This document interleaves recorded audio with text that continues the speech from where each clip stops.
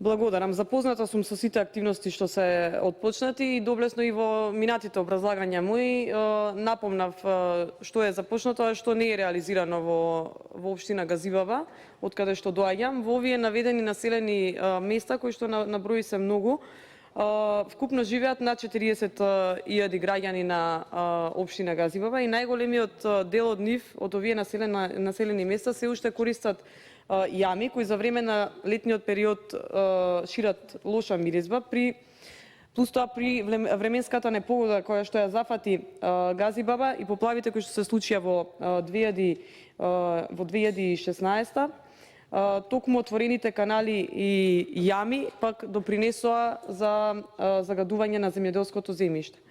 И неопходна е и итна е потребата за изградба на фекална канализација. Овој амандман трет пат го поднесуваме. Го поднесов со причина што во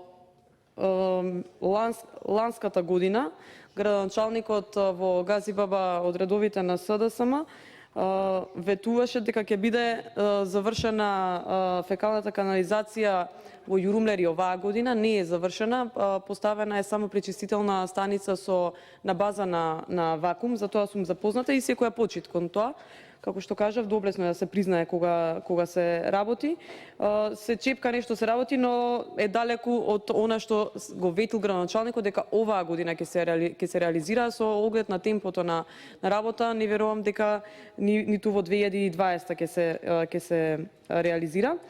Како што кажав и претходно нагласив, поучени од катастрофата што ни се случи во 2016 со поплавите, кога имаше и жртви, сметав дека треба овие проекти да ни се приоритет и со буџетот и со ребалансот. И додека за другите места кои што ги спомнав и неколку пати повторував, да не бидам досадна граѓаните, но мислам дека луѓето кои што живеат во Брњарци, во Раштак, се и текако засегнати и мислам дека нема да штети да ги спомнувам повторно проектите за таму, затоа што нема реализирање на ветувањата кои што ги даваше вашиот градоначалник дека во Раштак веќе има питка вода, нема, во Брњарци се асфалтираат улици, а не се прави водовод и така, се нешто се прави шминка, колку да се каже дека се работи, но далеку е од она што е ветувано. Благодарам.